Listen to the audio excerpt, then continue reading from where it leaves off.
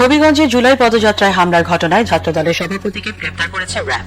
এদিকে জাতীয় নাগরিক পার্টি ছাত্রদল ও যুবদলের পাল্টাপাল্টি কর্মসূচিকে কেন্দ্র করে দিনভর থমথমে পরিস্থিতি বিরাজ করে হবিগঞ্জে। হবিগঞ্জে মঙ্গলবার গাড়ি বহরে হামলার ঘটনায় ছাত্রদলের সভাপতি সহ গ্রেফতার করেছে যৌথ বাহিনী।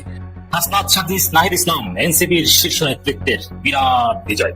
পুরো বিএনপির পরিকল্পনা, গোয়েন্দা সংস্থার পরিকল্পনা, ডিসি এসপির পরিকল্পনা, এটাই বিরাট বিজয়। বিএনপির যে সন্ত্রাসী আচরণ, আওয়ামী লীগের আপডেট ভার্সন, এটাকে সোজা করা সম্ভব। এমন নির্লজ্জ বেহায়া অসভ্য সরকার তো শেখ হাসিনার সরকারও ছিল না। তোমার মতো স্বরাষ্ট্রমন্ত্রী, তোমার মতো প্রধানমন্ত্রী বাঙালি জাতি লাইটে দেশ থেকে খেদাবে। অসভ্যের বাচ্চা অসভ্য, জানোয়ারের বাচ্চা জানোয়ার। এখনো সময় আছে, লাত্তি উষ্টা না খাইতে বের হয়ে যাও সংসদ থেকে। আমরা জানি বিএনপি এখন দুই ভাগে বিভক্ত, একটা হচ্ছে শহীদ জিয়ার বিএনপি আর একটা হচ্ছে আওয়ামী বিএনপি। এই আওয়ামী বিএনপি এখন বিএনপি কে নেতৃত্ব দিচ্ছে, নিয়ন্ত্রণ করছে। নাসিরউদ্দিন পাটোয়ারি এবং সার্জিস আলমের উপরে যারা হামলা করেছে এরা মূলত জিকে গৌসের লোক, আর জিকে গৌস হচ্ছে আওয়ামী বিএনপির লোক। অবশেষে সব গুঞ্জন আর জল্পনা কল্পনার অবসান। পদত্যাগ করেছেন সেনাপ্রধান জেনারেল ওয়াকারুজ্জামান, পদত্যাগ করলেন বাংলাদেশ সেনাবাহিনীর প্রধান জেনারেল ওয়াকারুজ। সমস্ত জল্পনা কল্পনা, বাধা বিপত্তি, ব্যারিকেড উপেক্ষা করে এনসিপি নেতারা নাহিদ, হাসনাত, সার্জিস, নাসিরউদ্দিন পাটোয়ারি, ডাক্তার মাহমুদ মিতুরা তাদের মঞ্জিলে মকসদে পৌঁছে এক নতুন ইতিহাস সৃষ্টি করেছে। রাজনীতিতে আজকে একটা নতুন অধ্যায় তৈরি হয়েছে। হাজার হাজার পুলিশ হেলমেট পরে যুদ্ধংদেহী ভাবে, পুলিশ সুপার থেকে শুরু করে সার্কেল এসপি যত আছে, ওসি থেকে শুরু করে কয়েকটা থানার ওসি, পুরো হবিগঞ্জের ফোর্স, এমনকি বিজিবিও মোতায়েন করা হয়েছে অ্যাসিস্ট্যান্স ফোর্স হিসেবে। আনসার সহ এনসিপি নেতাদের বালুর ট্রাক দিয়ে আটকানোর 4 দফার চেষ্টা শেষে ব্যর্থ হয়েছে। পুলিশকে ধাক্কা দিয়ে, ধমক দিয়ে, দাস্তাদস্তি করে ছাত্রদল বিএনপির হামলা অতিক্রম করে হবিগঞ্জের মাটিতে প্রবেশ করেছে এনসিপি নেতারা, নাহিদ ইসলামরা, হাসনাত আব্দুল্লাহরা, সার্জিস আলমরা, নাসিরউদ্দিন পাটোয়ারিরা। হবিগঞ্জের কোন গাউস কুতুবের বিরুদ্ধে নাকি এনসিপি নেতারা বলে, তারপরে নাকি তাদেরকে পিটিএস। এনসিপি যা করেছে, আজকে পুরো প্রশাসনকে বোকা বানিয়ে, প্রশাসনকে উপেক্ষা করে তাদেরকে নাকানি চুবানি খাওয়ায় কিছু হটিয়ে যেভাবে থানায় ঢুকে মামলা করেছে। এবং নাহিদ ইসলামের একটা বক্তব্য শুনলাম, স্পষ্ট কথা, যে মামলা না করে এখান থেকে আমরা নড়ছি না, মামলা হবে তারপরে তারা মৌলভীবাজার যাবে। তো দর্শক, এরকম ঘাটতারামি এবং তার সফলতা রাজনীতিতে এটা একটা ইতিহাস, এটা শিক্ষা। নিজের দলের কর্মীরা আক্রান্ত হয়েছে, হাইকমান্ড ছুটে গিয়েছে, ঢাকায় বিক্ষোভ হয়েছে, যে মামলা করিয়েছে, এরপরে ওই মামলার মাধ্যমে সন্ত্রাসীদের গ্রেপ্তারে বাধ্য করাবে। আমি পুলিশের চোখে মুখে হতাশা দেখেছি, ভয় থরথর করে কাঁপছে। এরা কারা? হাসনাত আব্দুল্লাহ যখন হুঙ্কার গর্জন দিচ্ছেন, নাসিরউদ্দিন পাটোয়ারি যখন ধমক দিচ্ছেন, নাহিদ ইসলাম যখন আঙ্গুল উঁচু করে কথা বলছেন, তখন পুরো পুলিশ প্রশাসন থরথর করে কাঁপছে। কেন? এরা কারা? এরা তো পুরো হাসিনা বাহিনীকে ধসিয়ে দিয়েছিল। এই পুলিশ, এই সবাই ওই সময় চাকরি করতো 24 জুলাইতে। এই নাহিদ ভাই তো এই পুলিশকে পরাজিত করে এদের সাথে বাড়াবাড়ি করছি আমরা না, এটা তো কঠিন। তারা ভয় পাচ্ছিল, তাদের কথাবার্তা যখন হাসনাত আব্দুল্লাহরা বারবার প্রশ্ন করছিল, আপনারা আমাদেরকে নিরাপত্তা দিবেন, আপনারা আমাদেরকে বাধা দেন কোন আইনে আছে, আপনারা নিরাপত্তা দিতে পারলে দিবেন, সহযোগিতা করতে পারলে করবেন, নইলে আমাদেরকে যেতে দিন। মুখ শুকিয়ে গেছে, একটু বারবার পানি খাচ্ছিল। রাজনীতি করলে এরকমই করা উচিত। দিন শেষে নাসিরউদ্দিন পাটোয়ারি, হাসনাতদের উপর গ্রেপ্তারকারীরা গ্রেপ্তার হোক বা না হোক, 4 জায়গায় মতান্তরে 5 জায়গায় ব্যারিকেড উপেক্ষা করে, ব্যারিকেড ভেঙে পরাজিত করে, আশেপাশে পুলিশকে সহযোগিতার জন্য বিএনপির হেলমেট বাহিনী ছিল আওয়ামী প্যাটার্নের, পরাজিত করে জায়গা মতো পৌঁছে গিয়েছে। এই যে ঘটনা, এটাই হচ্ছে বিজয়। এর চাইতে বেশি কিছু লাগে না। সরকারি দল সারা বাংলাদেশে এখন ভয়ের মধ্যে থাকে। এবং কেউ বলছেন যে এনসিপি কে ঠিক মতো ডিল না করতে পারলে তো আমাদের ক্ষমতা টিকবে না, আমরা তো দেশ চালাতে পারবো না। আবার কেউ বলছেন না, ওদের সাথে ফাজলামি করা যাবে না। জামাতের সাথে লাগে, কিন্তু ওদের সাথে লাগা যাবে না। ওদের সাথে লাগলে ওরা শেষ দেখে যায়।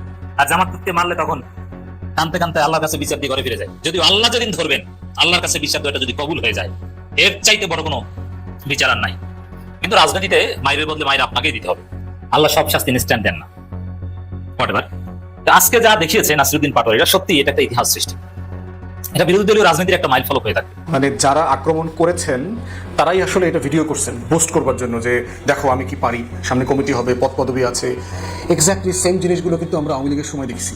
একটু পদ পদবীর জন্য, এলাকার নেতাদের, বড় নেতার দৃষ্টিতে আসার জন্য যত ধরনের দুষ্টামি করা যায়, বিএনপি জামাতের উপরে নির্যাতন করা যায়, মারধর করা যায়, দখল করা যায়, হেনস্থা করা যায়, এগুলো সব করা হয়েছে।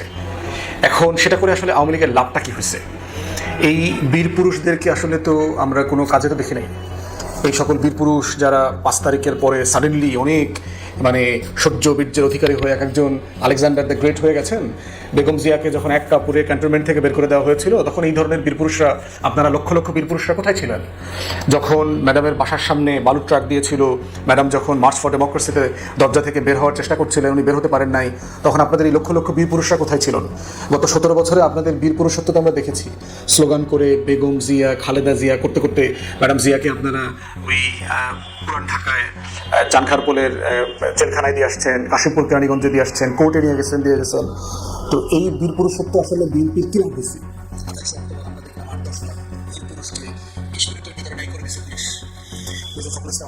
যখন মানলো, রিজভী ভাইকে যখন মানলো, বিএনপির উপদেষ্টা জাতীয় অধ্যাপক প্রফেসর মাহমুদুল্লাহকে যখন মানলো, বেগম জিয়ার অ্যাডভাইজার ছিলেন আমাদের শেষ সম্মানিত সম্পাদক মাহমুদুর রহমানকে যখন মানলো, বীর পুরুষরা কোথায় ছিলেন আপনারা? আপনাদের এত সহ্য বিচ্ছ গত 17-18 বছরে দেখলাম না কেন আমরা? সাডেনলি এটা 2 বছরে মনে হইতেছে যে আপনারা একজন ব্যাপক বীর পুরুষ হয়ে গেছেন এবং জামাতের সাথে খুন খারাপি, মারামারি সবকিছু করতেছেন, এনসিপির উপরে হামলে পড়তেছেন। এই রাজনীতিটা শেষ কোথায়? কোথায় নেবেন এগুলো করে? এই ছাত্রলীগ, যুবলীগ, এই আওয়ামী লীগ, এই যে গুন্ডা পান্ডা হেলমেট বাহিনী, এদের কোথায় আছে এই বীর পুরুষরা? এখন আওয়ামী বীর পুরুষরা কলকাতায় পালাইছে, আওয়ামী বীর পুরুষরা দিল্লি পালাইছে, অন্য দেশে পালায় চলে গেছে, গোপনে চলে গেছে, কেউ কেউ বিএনপি ছাত্র দলে চলে গেছে। এবং গেঞ্জি পরা হবিগঞ্জ জেলা ছাত্র দল আবার লাইভ করতেছে যে পিটাইতেছি, মার দেখা, বেটা বসে দেখা, মানে মানে এটা কোথায় নেবেন? আমরা এই ঘটনার তীব্র নিন্দা জানাচ্ছি। বিএনপির নেতাদেরকে মনে করিয়ে দিতে চাই যে এই সকল দুষ্টামি করিয়েন না, এই সকল দুষ্টামি করে লাভ হয় নাই। গত 17 বছরে আওয়ামী ফাঁসিবাদকে পালাইতে হয়েছে। আপনারা এই দুষ্টামি বেশি দিন করিয়েন না, খুবই দুঃখজনক এটা আপনাদের জন্য।